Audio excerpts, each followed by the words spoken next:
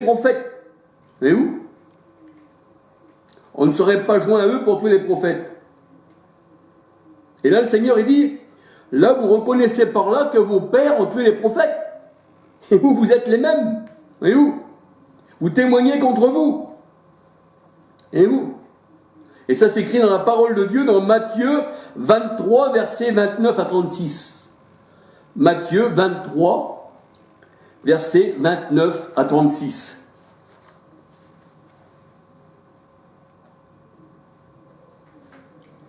Et même le Seigneur il dit dans sa parole que le chrétien aura pour ennemi les gens de sa maison. Un contre le père, l'autre contre la mère, contre la belle-fille, et ci et ça et ça. Tu auras pour ennemi les gens de ta maison. Jamais la parole de Dieu, elle dit, tu auras pour ennemi un esprit possesseur dans ta maison. Non. Le Seigneur, il dit, tu auras pour ennemi les gens de ta maison. Et ça se fait toujours. Et quand le Seigneur sépare, c'est vraiment séparé. Moi, je vois, il y a ma famille, tout ça, c'est fini. Le Seigneur m'a mis à part. Petit troupeau. Ah oui, je ne fais pas partie de cette trinité catholique qui sont plus de 2,5 milliards. Ça, c'est pas la petite porte. Ça, c'est le monde entier qui passe par là. Sans connaître ce qui naît de la parole de Dieu, ils passent tous par là. L'autre, il bat sa boisson. L'autre, il fête le 25 décembre, la Noël. L'autre, il fête la Pâque. L'autre, c'est Mardi Gras. L'autre, il fête le football. L'autre, il se roule par terre. Et quand ils se réunissent, le Seigneur est là. On va attendre sa présence. Donc c'est la chair qui vous a emmené dans ces réunions. Vous le recherchez, il va revenir pour vous, pour moi et en moi, pour l'éternité. Alléluia. Même pour moi qui vis, c'est Christ qui vit en moi. Je ne l'attends pas, puisqu'il est là. S'il n'est jamais parti, comment il va revenir? C'est de la folie. Folie. C'est vrai que le chrétien aura pour ennemi les gens de sa maison. Psaume 69, verset 9. Et même le Seigneur Jésus-Christ, eh bien la parole de Dieu, elle dit, il a mis, eh bien, il fallait qu'il règne pour mettre sous ses pieds ses adversaires. Hein, il a mis sous ses pieds ses adversaires. C'est pour ça que Jean 16, 33, il dit, il a vaincu le monde. Alors, il a mis sous ses pieds ses adversaires. Psaume 110, verset 1 à 7. Il a mis sous ses pieds ses adversaires. Et où? Et le monde, eh bien, s'est ligué contre le Seigneur. Ce sont les hommes. Vous voyez? Matthieu 17, verset 12. Matthieu 17, verset 12. Matthieu 16, 21. Matthieu 16, 21. Alléluia. Psaume 17, verset 7. Psaume 17, verset 7. Et le Seigneur, il dit qu'il vengera, pas moi qui le dis, c'est la parole de Dieu, le Seigneur, il dit qu'il vengera le sang de ses disciples qui a été versé par ses adversaires. C'est les hommes qu'ont mis les disciples.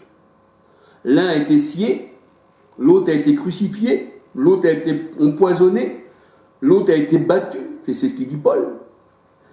De la part de ce monde, j'ai reçu eh bien, des coups de bâton. Il y en a qui ont été mis à mort. Et là, le Seigneur, il dit qu'il va se venger eh bien, de ses adversaires, de ceux qui ont mis à mort ses disciples et qui les ont fait souffrir. Alors, c'est pour ça qu'on peut regarder, ceci se trouve dans Deutéronome 32, verset 43. Deutéronome 32, verset 43. Et le Seigneur, il dit qu'il confond ses adversaires. Il les confond. Psaume 8, verset 3. Psaume 8, verset 3. Et les adversaires du Christ, ça c'était les pharisiens, c'était tout ça. C'est tous ceux qui sont contre Christ. C'est ça les antichrists. Quelqu'un qui est contre Christ, c'est un antichrist. Alors, Psaume 8, 3, qui va de pair avec Matthieu 21, verset 13. Là, on voit Matthieu 21, verset 15-16, pardon. Psaume 8, 3, Matthieu 21, verset 15-16. Là, nous voyons que c'était les pharisiens, les juifs, tout ça, qui se mettaient contre Christ. Et c'est la parole de Dieu, elle dit qu'il met, eh bien, il confond ses adversaires. Les loups, bien sûr. Psaume 109, verset 4.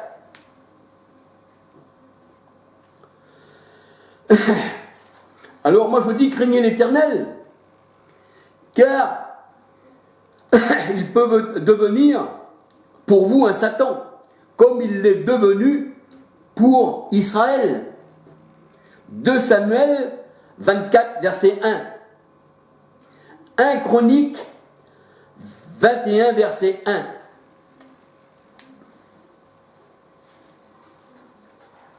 Et c'est vrai que pour vous, Eh bien, la parole de Dieu est comme un livre cacheté. Vous n'en connaissez pas le sens des Écritures, ni la parole de Dieu. Sinon, le mot Satan et le mot diable, eh bien, vous sauriez ce que ça veut dire, simplement. Ésaïe 29, versets 9 à 14. L'Éternel vous a fermé les yeux. Ce n'est pas un démon, c'est l'Éternel qui vous les a fermés. Eh oui. Et le Seigneur a dit, la crainte qu'ils ont de moi, eh bien, ne repose que sur la tradition des hommes et de leurs mensonges. Ils m'honorent de la bouche. Ah, on entend parler du Seigneur, hein, ah oui. Ils m'honorent de la bouche, et encore, du Seigneur. Oh, le Seigneur, c'est l'Esprit. Et la Bible, elle dit, il n'y a qu'un seul Esprit. 1 Corinthiens 12, 13.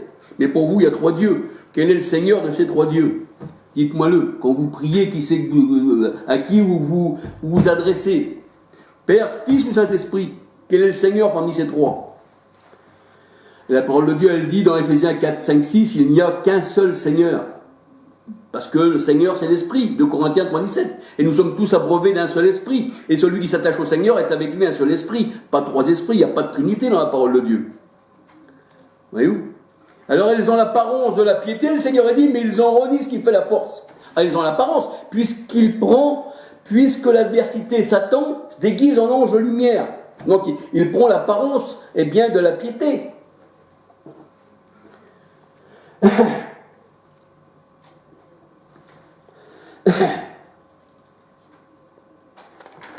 Alléluia.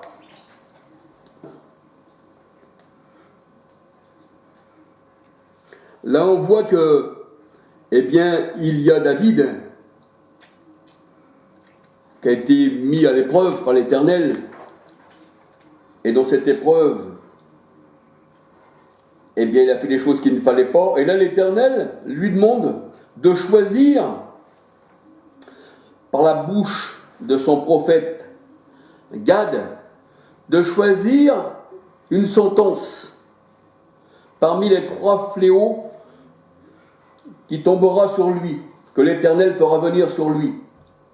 Et il dit à David, choisis-en une, et je t'en frapperai. Là, l'Éternel demande 3 fléaux. Choisis-en une, et je t'en frapperai. Alors, veux-tu cette année de famine dans ton pays, qui dit l'Éternel à David? Ou bien 3 mois de fuite devant tes ennemis qui te poursuivront? Ou bien 3 jours de peste dans ton pays? Et qu'est-ce qu'il dit David? Je suis dans une grande angoisse. Je préfère tomber entre les mains de l'Éternel, car ses compassions sont immenses. Mais je ne veux pas tomber entre la main des hommes, parce qu'elles sont impitoyables. Il n'y a pas de jugement, il n'y a pas d'amour. 2 Samuel 24, versets 11 à 14. 2 Samuel 24, versets 11 à 14. Voyez-vous? Donc c'est cela l'homme. David préférait tomber dans les mains de l'Éternel que dans les mains de l'homme impie. Des adversaires s'élèvent contre moi, disait le Seigneur Jésus-Christ. Ils m'abreuvent de vinaigre. Je les ai aimés, ils m'ont haï sans cause. Je les ai aimés, ils m'ont haï sans cause. Parce que je faisais partie de l'adversité. Et le Seigneur est dit dans Luc 24, Luc 2,34, pardon. Luc 2,34, il faut prendre la parole du Seigneur. Luc 2,34. Alléluia.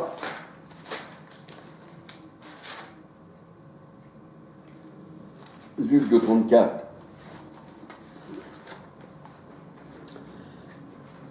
Luc 2,34.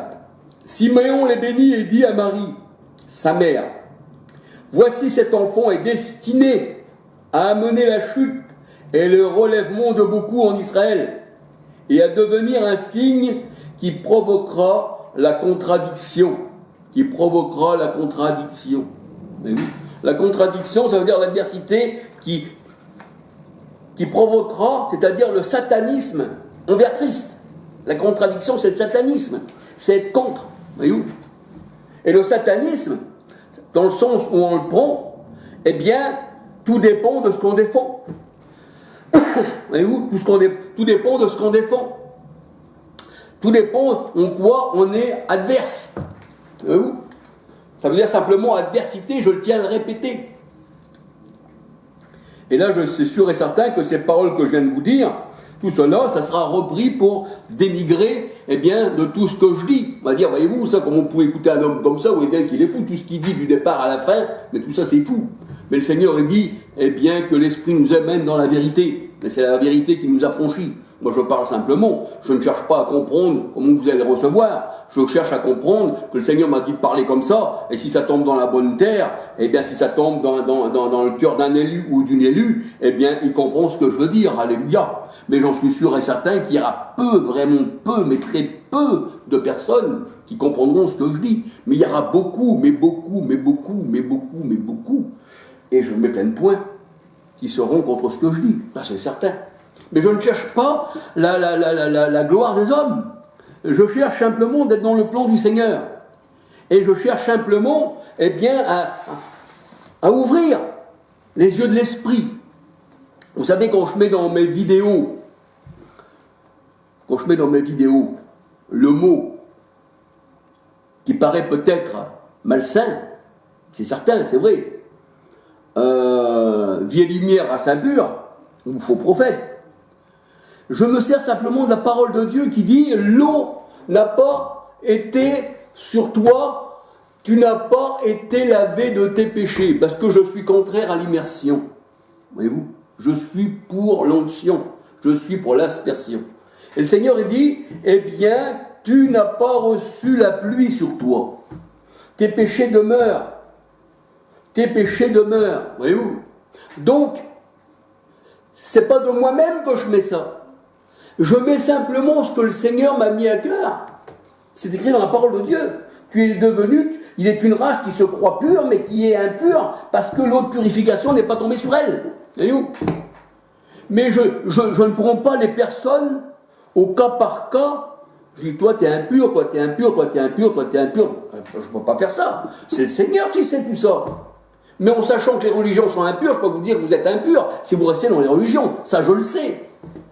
Mais de dire de moi-même que vous êtes une race impure, non. Je prends simplement la parole de Dieu qui dit que quand tu ne reçois pas l'eau de bénédiction sur toi, qui représente l'Esprit Saint, qui est une onction, eh bien, tu es impur. Et tu es aussi un faux prophète. Parce que sans l'Esprit Saint, tu ne peux rien faire. Et vous attendez l'Esprit Saint. Vous dites que Jésus n'est pas là. Attendons que le Seigneur vienne. Et la Bible dit que Christ est bien vu en nous, Galates 2:20. Celui qui s'attache au Seigneur est avec lui un seul esprit. Comment quelqu'un qui a le Christ en lui-même, et puis qu'il est le temple du Saint-Esprit, celui qui s'attache au Seigneur est avec lui un seul esprit, 1 Corinthiens, 6, 13 à 19, eh bien, comment on peut dire que Christ va revenir? Sans lui, on ne peut rien faire. C'est ce qu'il nous dit dans Jean 15, verset 5, je crois. Jean 15, verset 5. Sans moi, vous ne pouvez rien faire. Donc c'est pour ça que je dis, quand je prends la parole de Dieu, je peux dire que, si vous l'attendez, qu'il n'est pas avec vous, vous êtes de faux prophètes. Mais je ne désigne pas quelqu'un. Ça serait connaître le cœur de chacun. Je parle comme le Seigneur donne de parler. Mais j'ai pas de haine en moi, j'ai rien contre vous, nullement, nullement. Pas plus que contre les témoins de Jéhovah, pas plus que contre les musulmans, pas plus contre tous ces gens-là. Je ne les connais pas. Mais je connais les religions. Voyez-vous? Donc, pour ça que je parle comme ça. C'est la religion. Quand je dis que le catholicisme, c'est le 666, c'est la Trinité qui vient d'Égypte, je le dis, parce que c'est le système. C'est le système que je mets en cause. C'est pas les personnes. Les personnes, le Seigneur les aime. Quand le Seigneur, il dit, parle, ne te tais pas. Tu es la sentinelle. J'ai mis devant vous des sentinelles. Et quand la sentinelle sonne de la trompette, c'est pour avertir le peuple. Mais si le peuple ferme ses oreilles, la sentinelle, elle ne craint pas rien de la part de l'Éternel, parce que le Seigneur, il a dit de dire ça, et puis il le dit. Alléluia. Alors je dis que vous êtes dans des religions qui vous emmènent à la mort. Mais est-ce que c'est par méchanceté que je dis ça? Est-ce que je dis des choses qui seraient contraires à la parole de Dieu pour vous nuire? Non. Ah non. Moi je parle simplement pour avoir un dialogue, et puis que s'il y a quelqu'un qui écoute ces vidéos, et j'en suis sûr qu'il n'y a pas grand monde, puis il n'y aura jamais grand monde, c'est sûr, parce que ça n'intéresse pas. Vous savez, le Seigneur a dit, vous viendrez en mon nom, on va vous rejeter votre nom comme infâme. mais quelqu'un qui met en son propre nom, en une religion. Moi je sais qu'aujourd'hui, si je ferais une religion, pour me faire adorer comme un gourou, un peu comme Raël, vous savez, Raël, il y a pas mal de choses, hein.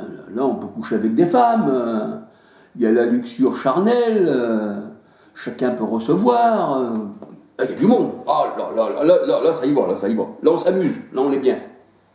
Ah oui. Ou des religions où on peut rentrer et sortir comme on veut, tout en marchant comme le monde, et puis quand on arrive, on cherche le Saint-Esprit s'il est là. Hein, pour ça que le Seigneur dit que vous êtes scellés du Saint-Esprit, celui qui n'a pas l'Esprit du Christ ne m'appartient pas, mais là vous le recherchez la présence du Seigneur. Et puis là on voit que vous vous roulez à terre, je suis obligé de le dire, ça vient pas du Seigneur, ça vient du vaudou. Le vaudou aussi se roule à terre comme ça. Le jour où je regardais dans ces religions pentecôtistes, même chez les Africains, ou les Blancs, pareil, hein, je ne juge pas les couleurs, parce qu'on vient tous du Seigneur. Le Seigneur, il a fait l'homme à son image. On ne peut pas être raciste, non, mais sans parler encore. Eh bien, je voyais que dans ces réunions-là, eh bien là, on voyait que, hop, il fait simplement un geste, toute une colonne tombait. Un autre geste, toute une colonne tombe. Et les photographes qui photographiaient ça avec les vidéos, eux, ils ne tombaient pas. Ils faisaient partie de la même église. Vous voyez où? Et le Seigneur, il nous fait tomber à terre comme ça, il nous fait mousser comme ça ce qu'on retrouve dans le vaudou. Le Seigneur, c'est un Dieu d'ordre. Le Seigneur, c'est pas un Dieu qui va nous mettre dans le désordre comme ça. Même dans la parole de Dieu, elle nous dit que c'est le Seigneur qui les rend comme ça. Deutéronome 28, 28. Je leur ai donné un esprit de délire, un esprit d'agitation, un esprit de mensonge, pour qu'ils croient au mensonge. Ils n'ont pas trouvé bon de me connaître, alors je le livre à l'impureté, commettant avec homme des choses infâmes. C'est encore Dieu qui fait ça. Ah oui, les homosexuels aujourd'hui, c'est Dieu qui les rend comme ça. Ah oui, t'as aimé, je te donne. Ah oui, t'as aimé la malédiction, alors la bénédiction partira de toi, mais la malédiction sera sur toi. T'as semé le vent, tu récoltes la tempête. Ah oui, ce que tu aimes, tu l'as. Mais sache que pour cela, eh bien, tu rendras des comptes au Seigneur. Parce que c'est ton cœur, c'est ta manière de vivre, c'est ce que tu es qui fait que tu es rebelle au Seigneur. Tu es rebelle à sa parole. Eh oui. Et qu'on regarde bien toutes les religions du monde, toutes confondues, ça s'appelle l'œcuménisme. Ça veut dire toutes les religions. Musulmans, catholiques, adventistes, pentecôtistes, Assemblée de Dieu, anabaptistes, les saints des derniers jours, enfin tout ce que vous voulez, hein, mormons, tout ça, eh bien, ça se rassemble, ils se donnent la main. Nous sommes tous un. C'est ce que Jésus a dit. Nous sommes tous un. Le Seigneur a prié pour que son Église, ses enfants, de la même foi, du même esprit, de la même naissance, nés du Saint-Esprit, soient un. Mais jamais il a dit, vous ferez un avec le monde. Jamais, il n'a jamais lu. Le Seigneur Jésus-Christ, il n'a jamais prié pour ça. Il n'a jamais prié pour qu'on soit un avec les religions du monde, avec la grande prostituée. Celui qui s'attache au monde est avec lui un seul esprit. Or, nous n'avons pas reçu l'esprit du monde, mais on a reçu l'esprit du Christ. Alléluia. Voyez-vous ? Et quand on a reçu l'esprit du Christ, et comme l'esprit nous emmène dans toute la vérité, eh bien on décortique toutes ces religions, et même les mots, pour savoir ce que ça veut dire. Examiner toutes choses, et retenez ce qui est bon. Alors c'est sûr que quand je vais mettre le titre de cette vidéo, ça va faire parler. Je vous avais dit que cet homme-là était du diable. C'est Satan. Voyez-vous, il se dit chrétien, il se dit Satan en même temps. On ne peut pas marcher sur deux chemins. Soit que tu marches sur un chemin, ou soit l'autre. Tu ne peux pas aimer l'argent, et puis en même temps, tu ne peux pas servir le Seigneur. Tu ne peux pas te dire chrétien, et puis en même temps, Satan, le diable. T'as rien dans la tête, t'es fou. Et où? C'est comme ça que le monde parle, parce qu'il ne connaît pas le vrai sens des mots. Et quand on connaît le sens des mots, la parole de Dieu, on s'aperçoit que ce mot Satan, ça ne peut pas faire peur à quelqu'un. Ça ne peut pas nous faire trembler. Le mot adversaire, hein, qui en grec veut dire diabolos, demandez à un grec si le mot adversaire le fait trembler. Jamais. Il va dire non, l'adversaire, non. Maintenant, si l'adversaire il vient avec des armes, et puis qui veut m'éliminer, tout ça, peut-être que oui, bien sûr. Voyez-vous. Mais le mot par lui-même ne peut rien faire. Il n'y a aucun mot dans le monde, il n'y a pas de mot magique. Ah non. Chaque mot a sa signification. Eh oui. Comme regardez, vous prenez la bombe au plutonium. Ben pourquoi plutonium? C'est parce que ceux qui ont fait cette bombe atomique, eh bien, ils ont mis le nom de leur propre dieu, parce que c'est le dieu du monde, ça, hein, Pluton, le dieu du désastre et de la guerre. Hein? Mais le mot Pluton par lui-même, il n'y a rien. Mais la bombe atomique, elle est quelque chose, elle fait quelque chose. Elle peut détruire le monde. Mais le mot Pluton, c'est comme le mot chrono, le maître du temps. C'est pour ça qu'on dit c'est chrono, c'est la montre, le chrono, le maître du temps. Ou alors, regardez, vous prenez le mot morphine, la drogue de la morphine. Ah oui. Eh bien, le dieu Morphée, c'est le dieu du sommeil. Donc on a pris ce dieu-là encore, païen, le dieu du sommeil, pour le désigner sur la drogue, la morphine. Et on dit à la personne, elle est amorphe, elle dort, c'est pauvre. Mais le mot par lui-même, le nom Morphée, c'est qu'un nom pour moi. C'est une idole. Nous savons qu'il y a beaucoup d'idoles dans le monde. Et ça ne peut rien faire. Voyez-vous? Tous ces noms-là, ça ne peut rien faire. Mars, le dieu de la guerre. Le dieu de la guerre. Le 14 juillet, il passait en dessous de l'Arc de Triomphe, l'armée, et elle se rendait sur le champ de Mars pour rendre un culte au dieu Mars, le dieu de la guerre. Ah oui. Pour ça qu'on dit les arts martiaux, ça fait partie du dieu Mars, ou la cour martiale, les tribunaux martiaux, la cour martiale, dieu Mars. Et même la planète Mars porte le nom.